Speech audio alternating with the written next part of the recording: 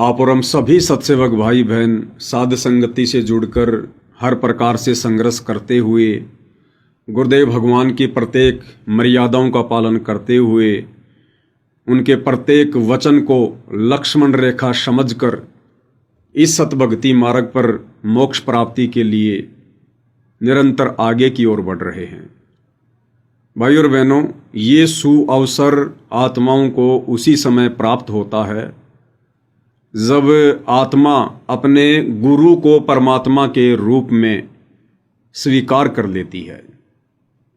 जब तक ये आत्मा गुरु को परमात्मा नहीं मानती है, केवल अपने जैसा मानुष मानती है, माँ के गर्भ से जन्म लेकर आया हुआ एक व्यक्ति मानती है, तब तक भाई और बहनों परमेश्वर जी के द्वारा उन भगत आत्माओं का ज्ञान योग नहीं खोला जाता है, क्योंकि वो अयोग्य आत्मा होती है। इसलिए भाई और बहनों परमात्मा कहते हैं कि पिछले तब से होत हैं पूर्ण हंस मुराद, बाजी से राजी नहीं संतों नाल खुशाल, मल अखाड़ा जीतेंगे युगन युगन के माल। और ये सभी आत्माओं के वश की बात नहीं होती है। ये युगों युगों के संस्कार होते हैं आत्माओं के, तब कहीं जाकर परमात्मा ये दया करते हैं, ये रजा करते हैं, आत्मा का ज्ञान योग खोलते हैं, उसके हृदय में ये बात बैठाते हैं कि तेरे जैसा दिखाई देने वाला तेरा गुरु, तेरे जैसा 5 तत्व के हाड़ मांस के चोले वाला एक इंसान नहीं, एक व्यक्ति नहीं है। ये परमेश्वर है, परमात्मा है, सारी सृष्टि का मालिक है। तो भाई और बहनों, ये परम सौभाग्य वर्तमान में इस पूरी पृथ्वी पर परमेश्वर रामपाल जी के केवल चंद भक्तों को ही नसीब है, उन्हीं को प्राप्त है। यानी साध संगति से जुड़ी हुई जो आत्माएं हैं, जिन्हें सत्सेवक भाई बहन कहते हैं, केवल वही आत्माएं वर्तमान में ज्ञान को आधार बनाकर अपने गुरु को परमात्मा के रूप में देखकर इस भक्ति मार्ग पर आगे की ओर बढ़ रही हैं। और जब तक ऐसा नहीं होगा तब तक भाई और बहनों हम सतलोक के सपने भी नहीं ले सकते। सपने भी, वो देश बहुत दुर्लभ बताया गुरुदेव भगवान ने। वहां जाने के लिए हमारे को असंख्य युग हो गए, तरह तरह के हथकंडे अपनाते हुए, लेकिन बगैर उस कबीर परमेश्वर की रजा के हम वहां के सौपन भी नहीं ले सकते, सौपन भी।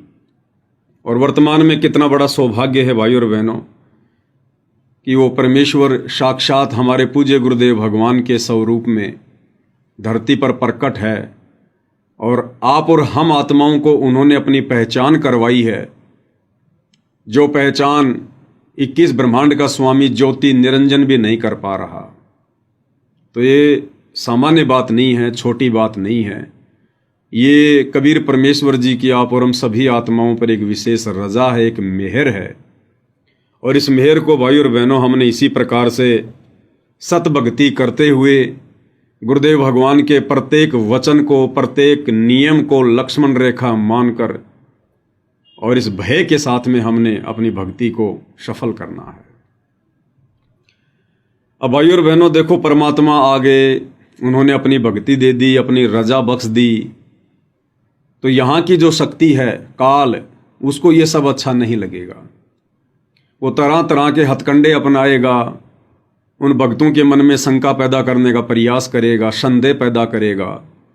और ये काम वो किसी पहाड़ पर बैठकर नहीं करेगा, दूर बैठकर नहीं करेगा, क्योंकि परमेश्वर ने हमें हर प्रकार से पहले से ही समझा दिया है कि संगत माही कुसंगत उपजे जैसे बन में बांस, और आप पे घिस घिस आग लगा लेकर बनखंड का विनाश। काल को इस बात का अच्छे से पता है कि ये तत्व ज्ञान होने के बाद ये जगत वाले लोग इन भक्तों को नहीं तोड़ पाएंगे।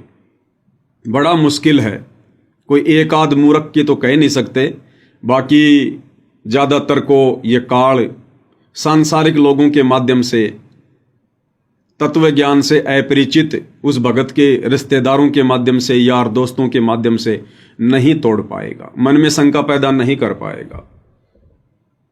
कैसे शंका पैदा करेगा? संगत माही कुसंगत उपजय। ये काल संगत में ही कुसंगत पैदा करेगा। यानी संगत विश्वास किस पे करेगी? संगत वालों पे करेगी, अपने गुरु भाई बहनों पर करेगी, या जो लोग गुरुदेव के इर्द गिर्द जाता रहते हैं, उनके आसपास ज्यादा रहते हैं, या सांसारिक रिश्ते में कोई उनका बेटा है, बेटी है, भाई बंधु रिश्तेदार हैं, उन पर विश्वास करेगी। तो काल ने भाई और बहनों इस कलयुग की बिचली पीढ़ी में अपनी सूक्ष्म चाल चलते हुए यही तरीका अपनाया है कि संगत माही कुसंगत उपजय, जैसे बन में बांस आप घिस घिस आग लगा दे कर बनखंड का विनाश। तो परमेश्वर जी ने जो बगीचा तैयार किया था सन 1994 से 2014 तक, उस बगीचे में तो इस काल बली ने सतगुरुदेव भगवान के कलयुगी परिवार को निमित्त बनाकर, इन कोऑर्डिनेटरों को निमित्त बनाकर पूरी तरह से आग लगा दी है। और इस लगी हुई आग में केवल चंद आत्माएं बची हैं, परमेश्वर के चंद पौधे बचे हैं, जिनको परमेश्वर ने एक अलग से बगीची बनाकर उसमें रख दिया है। और उस बगीची का नाम है साध संगति और उन पौधों का नाम है सतसेवक। लेकिन काल को यहां भी संतोष नहीं है, वो छोटी बगीची को भी बदनाम करना चाहता है, बर्बाद करना चाहता है, उन पौधों को भी उखाड़ना चाहता है। लेकिन ये संभव नहीं है, क्योंकि अब की बार जो बगीची लगाई है वो बगीची स्वयं कबीर भगवान ने, सारी सृष्टि के मालिक ने, सतगुरु रामपाल जी परमेश्वर जी ने बहुत ही सोच समझ कर लगाई है। और उस बगीची को अपना स्पेशल उन्होंने प्रोटेक्शन दिया है, एक सिक्योरिटी दे रखी है। तो यहां पर काल की दाल अब नहीं गलेगी। हां, कोशिश तो करेगा, कोशिश तो करेगा, और संगत वालों के माध्यम से ही करेगा, और कर भी रहा है। वैसे तो 90% भगत भाई जो साध संगति से जुड़े हुए हैं वो समझ चुके हैं, पहचान चुके हैं कि अगर अपनी आत्मा का कल्याण करवाना है तो चुपचाप मर्यादा में रहकर गुरुदेव के चरणों में पड़े रहकर अपनी भक्ति सफल करो। ये बकवाद करते हुए, निंदा चुगली करते हुए, मनमुटाव करते हुए, राग द्वेष ईर्ष्या मन में पालते हुए हमें असंख्य युग हो गए हैं, कुछ भी हाथ नहीं लगा। और अब हमने इन सभी चीज़ों को समाप्त करना पड़ेगा, अन्यथा परमेश्वर की वाणी है कि राग द्वेष नहीं करना रे, उस दरगाह बीच लेखा भरना रे। तो ज़्यादातर भाई बहनों के तो समझ में आ चुकी है, वो तो बिल्कुल मृत प्राय जैसी स्थिति में आ चुके हैं। जैसे जैसे भक्ति बढ़ती चली जाती है वैसे वैसे फलदार पौधा नीचे की ओर झुकना शुरू हो जाता है। लेकिन कुछ एक बंबू हैं, कुछ एक बांस है भाई और बहनों, और बांस की आदत होती है सीधा खड़ा होना। तो ऐसे ही हमारे एक साध संगति से बाहर निकले हुए एक हमारे भगत हैं दर्शन दास जी। कुछ दिन पहले दास ने उनका एक लाइव वीडियो देखा, वैसे ही चल रहा था, दास अपनी तारीख पर गया हुआ था। तो दोपहर के समय उनका एक लाइव आया हुआ था 26 तारीख को, 26 अगस्त को।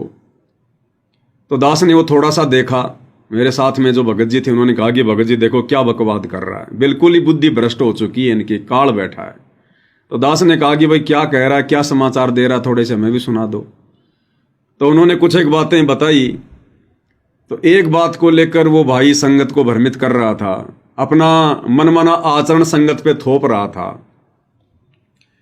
और हवाला दे रहा है गुरुदेव भगवान का, गुरुदेव के सत्संगों का। ये देखो इनका एक और मनमाना आचरण। और क्या मनमाना आचरण? इस पवन दास ने सत्सेवकों के घरों में आदरणीय गरीब दास जी की 50 घंटे की वाणियां जो सतगुरु रामपाल जी ने अपने मुखार विंद से बोलकर भेज रखी हैं, उन वाणियों को एक मेमोरी कार्ड में डालकर और हजारों सत्सेवक भाई बहनों के घरों में पहुंचा दिया है। और सभी सत्सेवकों के घरों में वो वाणियां 24 घंटे चलती है। और फिर कह रहा कि ये वाणियां 24 घंटे नहीं चलानी चाहिए, ये वाणियां ऐसे नहीं चलनी चाहिए घरों में। तो क्या जंगल में चलनी चाहिए? तो क्या शमशान घाट पे स्पीकर लगा के रख दो? कह रहा कि कौन सुनता है 24 घंटे वाणियां? तुम वाणियों को लगा के दरबार में रख देते हो, कहीं भी रख देते हो। ये वाणियों का अपमान हो रहा है, परमात्मा की बेइज्जती हो रही है, परमात्मा का अपमान हो रहा है। अगर आप नहीं सुन रहे हो तो आपने वाणियां चला के नहीं छोड़नी चाहिए। पहले आपको छोटा सा उनका प्रवचन सुना देते हैं भाई और बहनों, जो कि रेफरेंस दे रहे हैं सतगुरुदेव जी के सत्संगों का और अपना खुद का मनमाना आचरण संगत के ऊपर थोप रहे हैं। क्योंकि बीच बीच में आप भाई बहनों को सचेत करना बहुत ज़रूरी होता है। और कुछ एक मूर्ख श्रेणी के, ज़्यादा नहीं, 2-4, मुश्किल से 2-4 लोग जो इनका सपोर्ट करते हैं। क्योंकि भाई और बहनों, जब काल किसी की बुद्धि पर बैठता है तो वो अपने जैसे ही विचारों वाले व्यक्तियों को ढूंढता है और ऑटोमेटिक उसके साथ में वैसे लोग जुड़ते चले जाते हैं। फिर उन्हें कितना ही समझा लो, कुछ भी प्रमाण दे दो, उनकी बुद्धि में फिर ये बात नहीं आती है कि हम क्या कर रहे हैं। तो आदरणीय गरीबदास जी महाराज जी की अमृतवाणियाँ सदग्रंथ साहिब की पूज्य गुरुदेव भगवान के मुख कमल से जो घरों में चल रही हैं पाठ के रूप में, उन वाणियों को लेकर भी इन लोगों को बड़ी तकलीफ हो रही है, बड़ी परेशानी हो रही है। ना इनकी जेब से हमने कोई मेमोरी कार्ड लिया, ना इनकी जेब से कोरियर के पैसे लगे, ना इनकी जेब से हम कोई पैसे लेकर स्पीकर खरीद के लाए, ना हम इनको सुना रहे, और फिर भी इन लोगों को बेवजह प्रॉब्लम हो रही है। तो क्या कह रहे हैं ये भाई साहब, थोड़ा सा इनका तत्व ज्ञान सुन लेते हैं।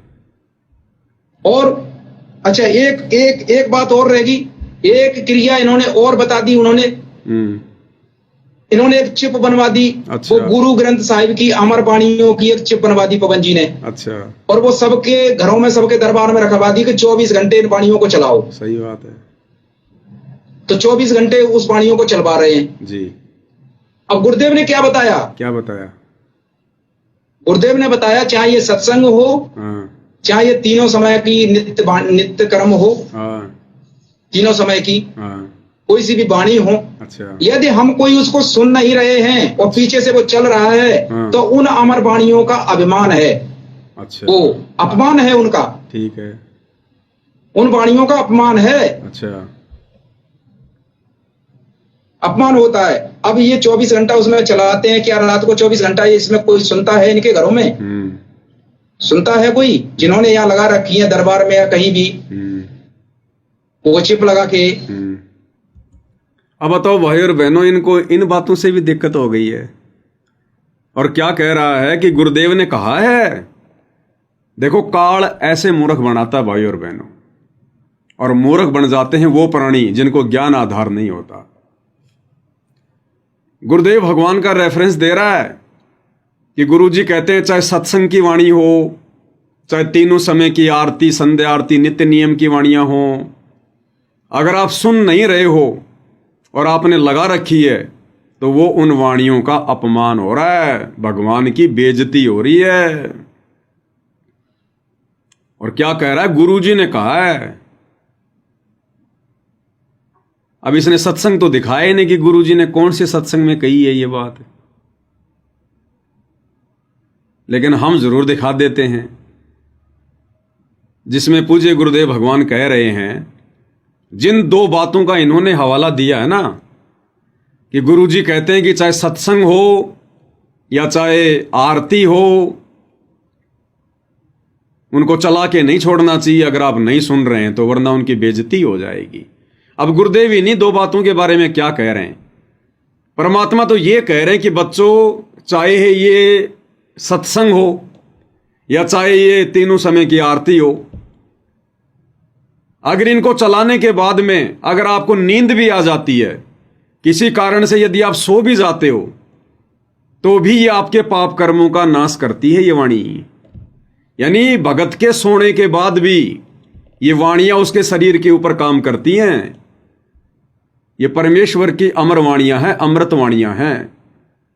तो गुरुदेव क्या कह रहे हैं, और भाई साहब बिल्कुल उसके उल्टा प्रचार कर रहे हैं, और फिर कहते हैं कि हम ज्ञान आधार से बातें कर रहे हैं। अब गुरुदेव भगवान क्या कह रहे हैं भाई, वो भी सुन लेते हैं। तो उस परमात्मा के वचन में, परमात्मा की वाणी में इतनी शक्ति है कि वो ना सुने, चाहे वहां वैसे बैठा रहे, और चाहे वो सो भी ज्यादा, आरती चल रही हो, बाल जैसे कोई लेट गया, नींद आ गई, चलो लेट जा, सत्संग चल रहा है तो बैठ गया, बैठा रहे, चाहे कुछ भी सोचता रहे, ना सुने, चाहे दूसरे कमरे में बैठ जा, लेकिन कानों में ये सुनती हो तो वहां भी असर करेगी ये वाणी। उसके शरीर के पाप को, अंतःकरण के वो पाप कट जाएंगे जो ज्ञान यज्ञ से कटने होते हैं। अब बताओ भाई और बहनों, परमात्मा क्या कह रहे हैं और परमात्मा का ही हवाला देकर ये लोग उल्टा ज्ञान प्रचार कर रहे हैं। अरे भाई, ये अमृत वाणियां हैं, पाठ प्रकाश की वाणियां हैं। सत्संग अलग चीज है, तीनों समय की आरती अलग चीज है, और जो ये सदग्रंथ साहिब की वाणियां है ना, ये अलग चीज हैं। ये वाणियां हमारी आत्मा के पाप कर्मों के मैल को साफ करती हैं, काटती हैं ये। अच्छा, वाणियों को हम क्या सुनेंगे भाई ध्यान से बैठकर, जब हमें वाणियों के खुलासे का ही नहीं पता। ना परमात्मा ने सदग्रंथ साहिब का खुलासा कर रखा।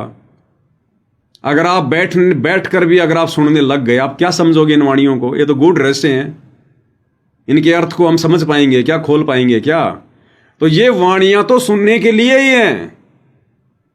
ये वाणियां तो इसी प्रकार से अपना कार्य करेंगी। जिस प्रकार गुरुदेव भगवान ने हमें क्या बताया कि आदरणीय गरीबदास साहिब के पंथ में एक व्यक्ति था, और उस व्यक्ति ने गरीबदास जी की कुछ वाणियों को सिद्ध कर लिया। गरीबदास जी की वाणियों को उसने सिद्ध कर लिया, और उसमें से एक वाणी उसने सेलेक्ट कर ली, जिसको कहते हैं गारुड़ू मंत्र। गारुड़ू मंत्र, और लाखों बार उसका जाप करके उसको सिद्ध कर ली। और यदि किसी व्यक्ति को सांप खा जाए, सांप काट जाए, तो वो व्यक्ति तो हो गया बेहोश। वो तो बेहोश हो गया, वो तो निंद्रा में चला गया, वो तो कोमा में चला गया, उसको तो होश ही नहीं है। और वो गारुड़ू व्यक्ति उन वाणियों को उस बेहोश व्यक्ति के पास में खड़ा होके बोलता है, उच्चारण करता है। वो व्यक्ति बेहोश है, उसको नहीं पता है, वो नहीं सुन पा रहा, लेकिन फिर भी उन वाणियों में, जो वाणियां सिद्ध की हुई हैं, उन वाणियों में इतनी पावर है, इतनी क्षमता है कि वो बेहोश व्यक्ति भी होश में आ जाता है। और परमात्मा ने बताया कि आदरणीय गरीबदास जी महाराज जी की वाणियां तो स्वयं सिद्ध हैं, स्वयं सिद्ध। तो ये वाणियां अगर हमारे घरों में 24 घंटे चल रही हैं, तो इससे अच्छी बात और क्या होगी? ये तो सबके घरों में चलनी चाहिए। अभी तो केवल सत्सेवक भाई बहनों के घरों में वाणियों की शुरुआत हुई है। अरे ये वाणियां तो सबके घरों में चलनी चाहिए, सबके घरों में, सबके घरों में। परमात्मा धरती का माहौल ही चेंज कर दे, लेकिन सब लोगों का ऐसा भाग्य कहां, सब लोगों की ऐसी किस्मत कहां जो आदरणीय गरीबदास जी की वाणियों को समझ सके, इन वाणियों को चला सके। क्योंकि ये वाणियां भाई और बहनों स्वयं सिद्ध हैं।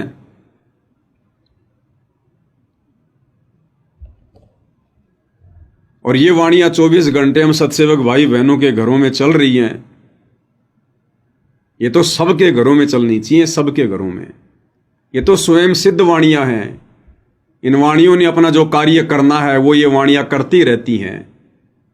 कहता कौन सुनता है? अरे शरीर सोता भाई, आत्मा थोड़ी सोती है। और ये आत्मा की खुराक है, ये वाणियां कोई शरीर की खुराक थोड़ी हैं। ये वाणियां तो आत्मा की खुराक हैं, और आत्मा कभी सोती नहीं है। हम सो जाते हैं, ये शरीर निढाल हो जाता है, तो भी आत्मा अपना कार्य करती है। और मान लो अगर हम भी नहीं सुन रहे, तो 84 लाख प्रकार की जीव योनियां भाई, उस घर में मक्खी भी है, मच्छर भी है, सूक्ष्म जीव भी है, छिपकली भी है, घर के आंगन में कोई गाय भैंस भी है, कोई ऊंट भी है, कोई बैल भी है। सब सुनते हैं इन वाणियों को। पेड़ पौधों पे भी इन वाणियों का असर होता है, जो नहीं सुन रहे। अब बताओ, पेड़ के कौन से जो है कान होते हैं? पेड़ के तो कान नहीं होते ना। लेकिन गुरुदेव ने क्या बताया? पेड़ पौधों पर भी ये वाणियां अपना असर करेगी। अब बताओ भाइयों और बहनों, अब इन भाइयों को कौन समझाए? बस इन्होंने तो अपनी वो राग द्वेष ईर्ष्या वाली जो इच्छा है वो पूरी करनी है, कुछ भी बोलना है, ऊट पटांग कुछ भी बोल देना है। अब गुरुदेव के सत्संगों का हवाला दे रहा है कि वाणी अगर कोई नहीं सुन रहा है तो वाणियां नहीं चलानी चाहिए, वाणियों की बेइज्जती होती है। और गुरुदेव कह रहे हैं वाणी चलाकर, आरती चलाकर अगर आप सो भी जाते हो तो भी ये वाणियां अपना काम करती हैं। बताओ, बिल्कुल एकदम सरासर झूठ बोल रहा है। तो भाइयों और बहनों, इन लोगों के अंदर वो ईर्ष्या भावना बहुत तेजी से अपनी जगह बना रही है और एक दिन इनको थोतला कर देगी, इनको खोखा कर देगी। तो हमें इन लोगों की बातों पे ज्यादा ध्यान नहीं देना चाहिए। परमेश्वर ने हमें किस प्रकार से आदेशित किया है, निर्देशित किया है। दास उनके सत्संग सुनाकर या भाई बहनों को कोई बात बताता है, मनमाना आचरण आपके ऊपर नहीं थोपता है। तो ये परमेश्वर की वाणियां, ये तो घर घर में चलाने के लिए दी है परमात्मा ने, घर घर में। एक तो आदरणीय गरीबदास जी की वाणियां, ऊपर से पूर्ण ब्रह्म परमेश्वर सतगुरु रामपाल जी के मुखारविंद से उच्चारित है। ये तो हमारे पाप कर्मों को भस्म कर देंगे, भस्म। और बाकी संगत ये नहीं सुन रही, मर्यादा में रह के भक्ति नहीं कर रही, तभी तो उनके सिर पे काल बैठा हुआ है। नहीं तो ये भक्ति का समय है। बकवाद इस समय हमारे आसपास भी नहीं फटकनी चाहिए, आसपास भी। तो सत्सेवक भाई बहन इन वाणियों को अपने अपने घरों में चला के रखते हैं। और जब सत्सेवक भाई बहन गुरुदेव भगवान का कोई सत्संग सुनते हैं तो वाणियों की आवाज को बिल्कुल धीमा कर देते हैं, 1 नंबर पे कर देते हैं, ताकि वाणियां हमें डिस्टर्ब ना करें। या वाणी वाले स्पीकर को सत्संग सुनने वाली जगह से हटाकर कोई दूसरे रूम में रख देते हैं, या फिर हम उनको बंद कर देते हैं। कोई जरूरी थोड़ी है कि हम अगर एक बार हमने वाणी चला दी तो 50 घंटे तक नॉन स्टॉप चलेंगी। नहीं, हम कोई पाठ प्रकाश थोड़े कर रहे हैं जो वाणियां बीच में नहीं टूटनी चाहिए। ये तो एक ज्ञान यज्ञ है। वाणियों का अपना असर है जो होता रहेगा, क्योंकि शब्द कभी खंड नहीं होता। और ये शब्द ब्रह्मांड में जाता है और ऊपर जाकर अपनी एक परत बना लेता है, फिर उस शब्द का वैसा प्रभाव नीचे सभी प्राणियों पर पड़ता है। इससे धीरे धीरे वातावरण बदलता है, माहौल बदलता है। तो जब जब हम सत्सेवक भाई बहन गुरुदेव का सत्संग सुनते हैं या तीनों समय की आरती करते हैं या सुमरण करते हैं, तो या तो हम इन वाणियों को बंद कर देते हैं या बिल्कुल 1 नंबर पे स्लो करके हम उस जगह से दूसरी जगह पर उस स्पीकर को रख देते हैं, या हम उसको कुछ समय के लिए बंद कर देते हैं। इसमें क्या दिक्कत है? और अब तो हमें ऐसी आदत पड़ चुकी है, अगर हमारे घरों में धीरे धीरे मंद मंद आवाज में अगर ये परमेश्वर जी की वाणियां नहीं चलती हैं तो हमें तो ऐसा लगता है जैसे शमशान घाट हो, शमशान घाट। हमें अच्छा सा ही नहीं लगता। इसलिए धीरे धीरे परमेश्वर की वाणियां चलती रहती हैं। रात को बड़े अच्छे से नींद आती है, और ना जाने रात्रि में परमेश्वर हमारे कितने पाप कर्मों को हटा देते हैं, हमारी आत्मा का कितना मैल परमात्मा झाड़ देते हैं, क्योंकि ये स्वयं सिद्ध वाणियां हैं, परमेश्वर की वाणियां हैं। अब काल नहीं चाहेगा भाई और बहनों की ये वाणियां आत्माएं सुने, इन वाणियों को अपने घरों में चलाएं, वो नहीं चाहेगा। इसलिए संगत माही कुसंगत उपजे, जैसे बन में बांस, आप घिस घिस आग लगा देकर बनखंड का विनाश। तो सतलोक आश्रम मैनेजमेंट हरियाणा वालों के वहां तो इस काल का दाव लग गया। लाखों को इसने भ्रमित कर दिया, मर्यादा तोड़वा दी, सारे उल्टे भक्ति विरुद्ध कर्म करवा दिए। और अब इसने साध संगतियों में धीरे धीरे एंट्री मारनी शुरू की है। तो भाई और बहनों, साध संगतियों में इसकी दाल नहीं गलेगी। या तो परमेश्वर के ज्ञान आधार से आत्माएं जुड़ी हैं, देखा देखी में भेड़ चाल वाली आत्माएं नहीं हैं। अगर कोई देखा देखी में भेड़ चाल में जुड़ता है तो ज्यादा दिन वो साध संगति रूपी खूटे से बंध के नहीं रहता। परमात्मा उसका खूटा उखाड़ देते हैं और वो वहां से भाग जाता है।